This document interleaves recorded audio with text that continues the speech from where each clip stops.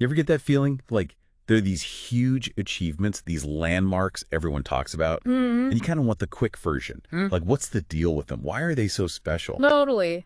That's what we're doing today. Yeah, we're taking a deep dive into the new seven wonders of the world.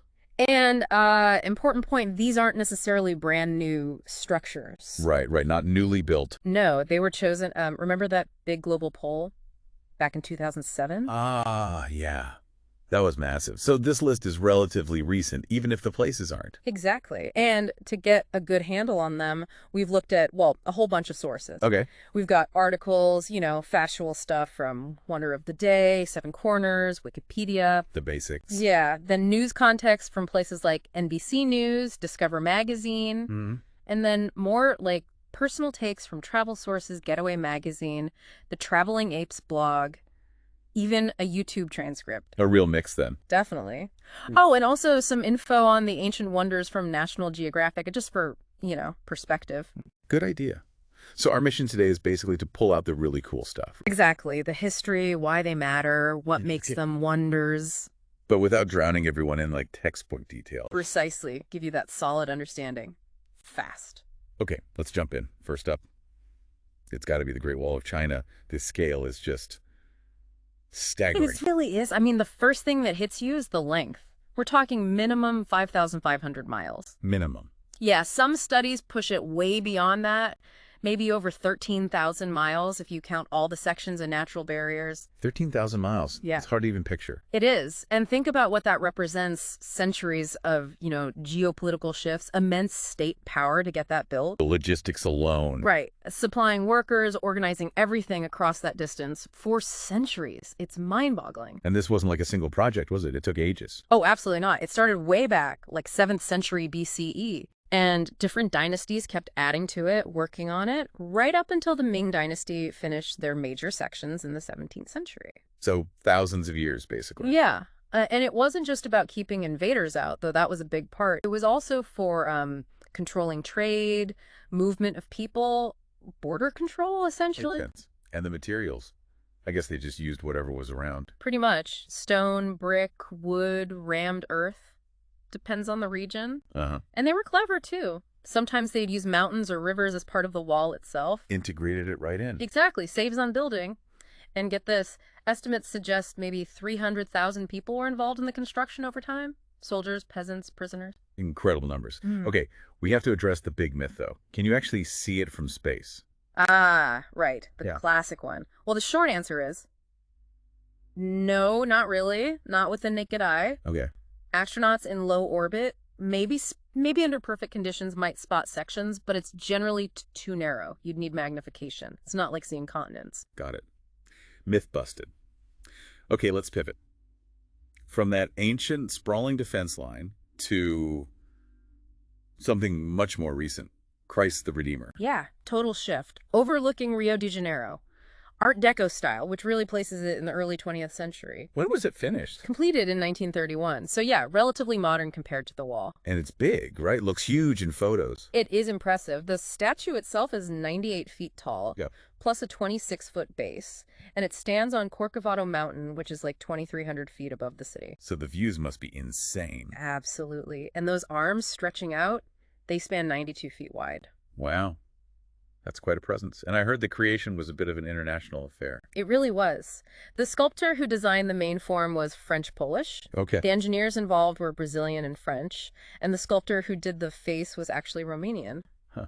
A real team effort. Yeah, it kind of reflects that era, post-World War I, lots of international collaboration in arts and engineering. Being so high up and exposed, I bet it takes a beating from the weather. Oh, definitely. Erosion is a constant issue, wind, rain, and lightning strikes are pretty common. It's been hit numerous times, chipped off bits of stone. They have to do regular maintenance. Do they use the original stone? They try to, yeah. Using stone from the same quarry it was originally built with. Right. And isn't there something else there, like inside the base? Yeah, kind of a neat detail. There's actually a small Catholic chapel consecrated right there at the foot of the statue. Oh, wow. So people can actually have services there. Yep. Weddings, baptisms, things like that. It's not just a monument. It's an active place of worship, too. Interesting. Okay, from Rio's heights, let's travel high into the Andes. Machu Picchu. Ah, the lost city of the Incas. Always captivating. Definitely have that mystique. So, 15th century Inca site. That's right, perched way up, about 8,000 feet above sea level in Peru. And its location is key, isn't it? Why it was lost for so long. Exactly. Tucked away between mountain peaks, it just wasn't really known to the Spanish conquistadors or the wider world for centuries. The building style's amazing too, that stonework. Oh, yeah. The Incas were masters of that. It's called dry stone construction, Dry stone. meaning they cut the stones so precisely they fit together perfectly without any mortar. Like puzzle pieces. Kind of, yeah. Incredible craftsmanship. And the views from up there, Yeah. just spectacular. And the mystery. Why did they leave? That's the big question, isn't it? It seems it was abandoned around the time the Spanish arrived in the 16th century. But not destroyed by them. Doesn't seem like it. It was rediscovered much later, in the 19th century. As for its purpose, well, the debate continues. Maybe a royal estate or retreat. Some recent research even suggests its original name might have been different, Machu Picchu, perhaps, after the peak nearby. So, lots of unknowns still. Definitely adds to the fascination, you know. And of course, keeping it preserved is a huge ongoing effort. Restoration work is constant. Makes sense for such a unique place. All right, let's head north now to Mexico. Chichen Itza. The great Mayan city in the Yucatan Peninsula. This one goes way back. How far back? Well, settlement started maybe around 750 BCE, becoming a major center later on. Okay. And the most famous part is that pyramid, right? It, El Castillo. El Castillo, yeah, or the Temple of Kukulkan. It's a step pyramid. Mm-hmm. And just for context, when we say Mesoamerica, we mean that historical region, Mexico and parts of Central America. Gotcha. And that pyramid, it's more than just a building, isn't it? It's linked to their calendar. Very much so. It's ingeniously designed. It has 365 steps, one for each day of the solar year. Wow. Shows their amazing understanding of astronomy and timekeeping. And there's that thing with the snake shadow. Yes. During the spring and autumn equinoxes, the afternoon sun hits the staircase just right. And it creates this shadow that looks like a feathered serpent slithering down the pyramid. Kukulkan. That must be incredible to see live. I bet. But Chichen Itza wasn't just temples, it was a proper city. Right. It had other stuff too. Yeah, several ball courts. They played that ritual Mesoamerican ball game there. It actually has the largest known ball court in the region. Huh. And what about that big well, the cenote? Sacred cenote, yeah. These natural sinkholes were vital water sources, but also held deep spiritual significance for the Maya. In fact, the name Chichen Itza might mean something like at the mouth of the well of the Itza, or maybe where wise men of the water live. Shows how important water was. Fascinating. Okay, transatlantic trip now to Jordan, Petra. The Rose City, famous for being carved out of rock. That's the main thing, right? It's not built, it's carved. Mostly, yeah. Especially the famous parts like the Treasury El Khazna, carved right into the sandstone cliffs. Which gives it that reddish color. Exactly, hence the Rose City nickname. It's just incredible to think about carving these huge detailed facades out of solid rock by hand. It must have been a massive undertaking. Yeah. And it was an important city historically. Oh, hugely important. People lived there super early, like 9,000 BCE. Wow. But it really flourished as the capital of the Nabatean kingdom, maybe around the 2nd century BCE onwards. It was a major trading crossroads. Because of its location. Yeah, strategically placed to link trade routes between Arabia, Egypt, Syria, the Red Sea, the Mediterranean. A real hub. Being carved in the mountains must have made it pretty defensible too. Absolutely.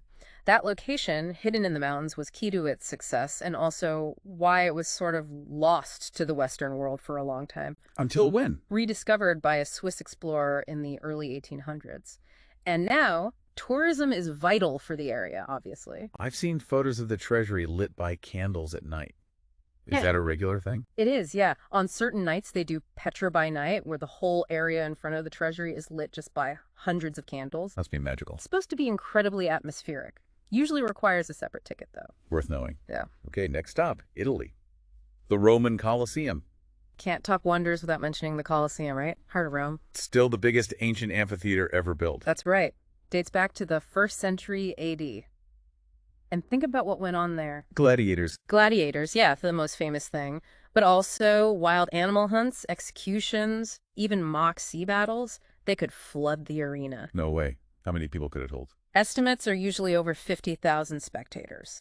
Massive crowds. And the engineering for that time. Just phenomenal. It was freestanding, not